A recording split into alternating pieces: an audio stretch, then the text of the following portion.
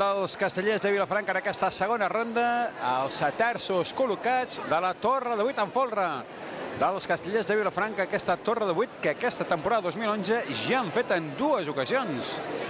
Els Castellers de Vilafranca van tenir ocasió de fer-la el 30 de gener a la diada de les decenals de la Candela a Valls i també van aprofitar per fer-la el passat 17 d'abril a la diada del Graller a Vilafranca, les dues torres de 8 d'enguany.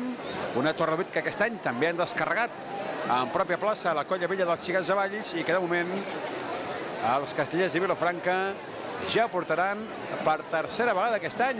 Curiosament, l'any passat la van estrenar en aquesta mateixa diada castellera de Sants, la Torre de Tanfora. L'han donat per bona a la primera, gairebé sense mirar-s'ho. Aquest folre ja petit, ja reduït, no gaire gran, suficient com per suportar aquesta estructura del tronc de la Torre de 8 en folre, gairebé l'habitual de les que hem pogut veure a les darreres temporades. Els 15 ja esperant l'entrada del pis de dosos, aixecadora amunt. A veure com reacciona aquest folre, com reacciona aquest tronc de la Torre de 8 en folre. Els dosos col·locats, comença ja l'enxaneta també a traspassar el pis de quarts. De moment, molta tranquil·litat, el folre prenent-s'ho amb calma.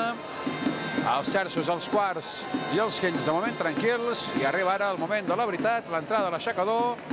Enxaneta dalt, castell perfecte, ràpid, això sí, com sempre, atenció a l'enxaneta, se'n queda un pèl enganxada aquí a la faixa, Torre de 8 en folre carregada dels Castellers de Vilafranca, comença a anar els terços a batir-lo una mica més, el folre comença a apretar de mans, no deixarà que es belligui gens una mica, la salvaran amb solvència, i ja tenim aquí la tercera Torre de 8 en folre de la temporada dels Castellers de Vilafranca. Una temporada amb una Torre de 8 que sembla que veurem sovint aquest any. Surten ja, els dosos, per tant, amb el folre tranquil, sense treballar en excés.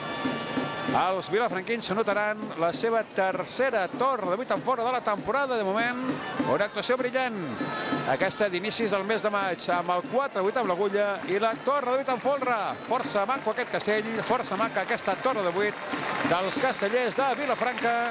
No podia començar millor aquesta jornada castellera. De moment, 5 castells de 8 pisos.